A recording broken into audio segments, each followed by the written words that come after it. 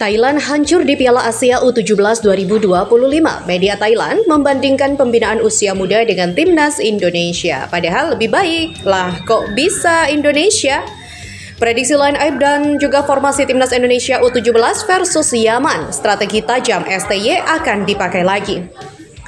Tom Hai merinding dengan koreo pendukung timnas Indonesia bandingkan dengan supporter Eropa. Yuk Sobat Kamus Bola, kita simak selengkapnya.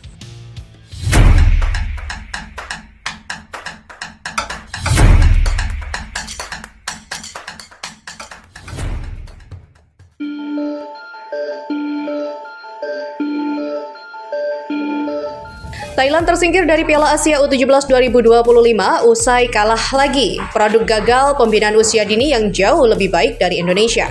Kenyataan di Piala Asia U17 2025 seolah menampar wajah sepak bola Thailand yang disebut-sebut terbaik di Asia Tenggara.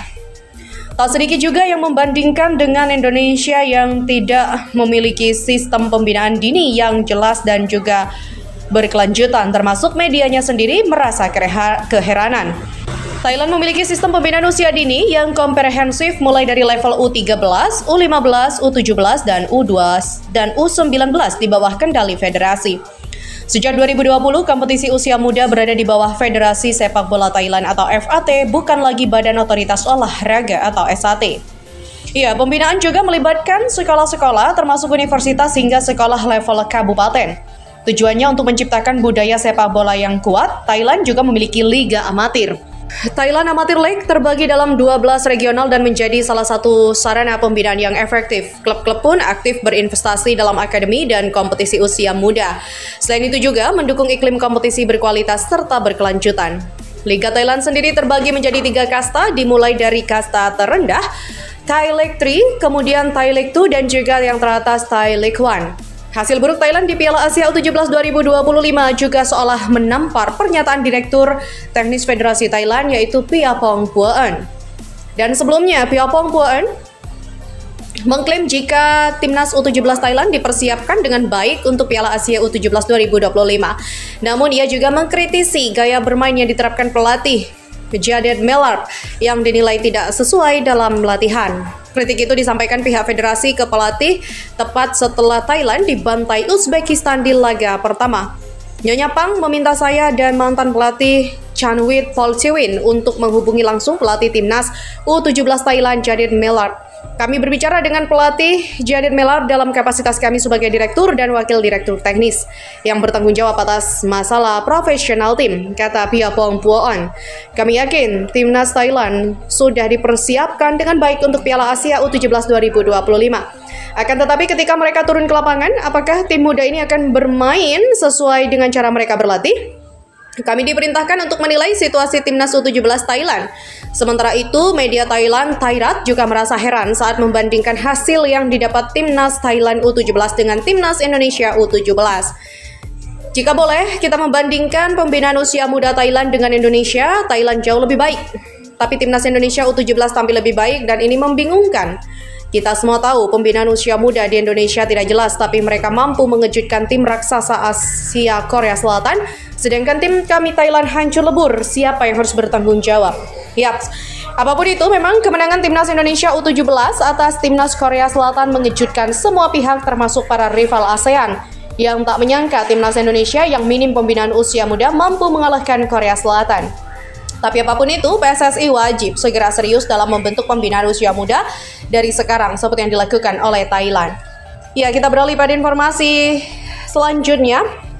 Timnas Indonesia U17 diprediksi akan menerapkan formasi yang tidak jauh berbeda saat melawan Yaman nanti malam, seperti ketika matchday pertama kontra Korea Selatan.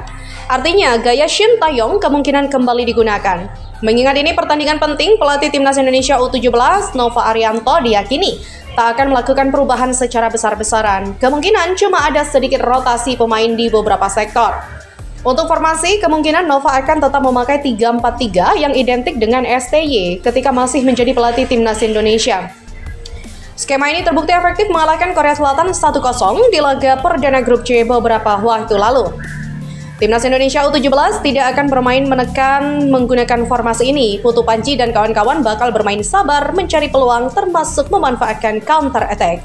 Kenapa tidak main menyerang? Hal ini karena Yaman diperkirakan bakal tampil agresif. Sama seperti timnas Indonesia U17, mereka ingin mendapatkan kemenangan demi lolos ke babak 8 besar sekaligus mengantongi tiket ke Piala Dunia U17 2025. Ya, formasi 3-4-3 terbukti efektif menahan gempuran-gempuran pemain Korea Selatan ketika mendapatkan kesempatan melakukan serangan balik. Kecepatan yang menjadi andalan pemain timnas Indonesia bisa membuat repot lawan. Untuk pemain yang akan diturunkan juga tidak akan jauh berbeda. Nova Arianto diperkirakan bakal mengganti beberapa nama di beberapa posisi saja. Untuk kiper rasanya Nova masih percaya kepada Dava Al-Ghazami. Penjaga gawang Dewa United tersebut tampil mengesankan saat laga kontra Korea Selatan. Putu Panji, Daniel Alfredo, dan juga Matthew Baker bakal masih berada di pos pertahanan.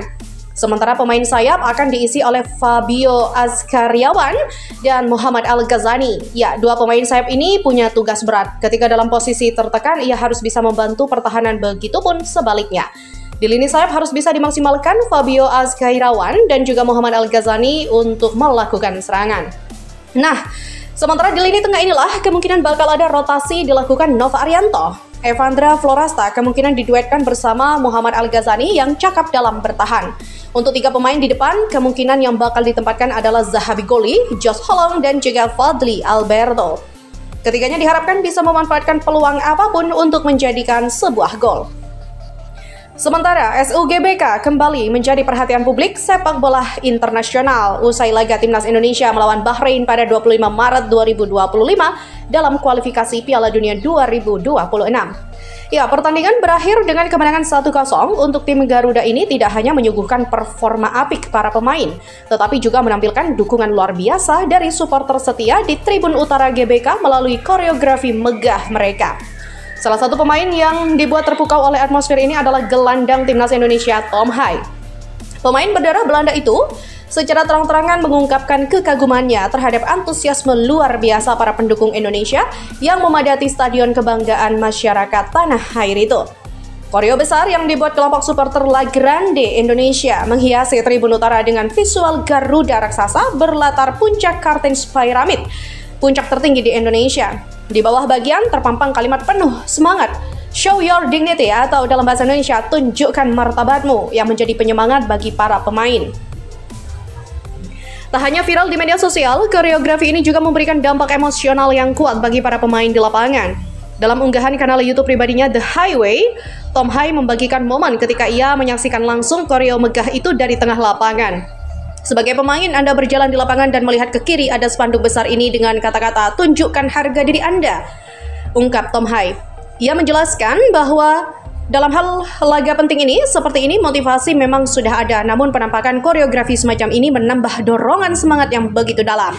Anda mungkin tidak perlu motivasi apapun sebelum pertandingan seperti ini, tapi jika membutuhkan motivasi tambahan dan melihat Garuda besar dengan kata-kata ini, Anda akan menjadi sangat-sangat bersemangat. Menurut Tom Hai, momen tersebut menjadi pemicu emosional dan juga mental bagi para pemain untuk tampil sekuat tenaga demi membawa nama baik bangsa. Anda berpikir seperti inilah saatnya. Tak hanya Hai yang terkesan, temannya Neil Peterson yang turut hadir menyaksikan pertandingan juga mengomentari suasana GBK. Peterson menilai atmosfer pertandingan di GBK sangatlah berbeda dengan stadion-stadion besar di Eropa. Ia membandingkan bahwa meski stadion Eropa tampak megah dan hidup sebelum laga dimulai, atmosfer itu biasanya redup saat pertandingan berlangsung. Perbedaan atmosfer di GBK dibanding dengan di Eropa adalah stadion besar Eropa, atmosfernya luar biasa, kemudian bisa sunyi selama pertandingan, tetapi di GBK tidak. Orang-orang bernyanyi dari menit pertama hingga menit akhir, dan tentu saja Anda harus bernyanyi setelah pertandingan. Semua orang berdiri di tengah untuk momen tanah airku. Kemenangan atas Bahrain ini tak hanya memberikan dorongan klasmen bagi Indonesia, namun juga mempererat semangat kebangsaan dari para pendukung yang memenuhi stadion. Momen ini menjadi bukti nyata bahwa dukungan supporter Indonesia bukan hanya sekedar sorakan, melainkan sebuah kekuatan yang mampu menyentuh hati para pemain hingga membuat mereka merinding kagum.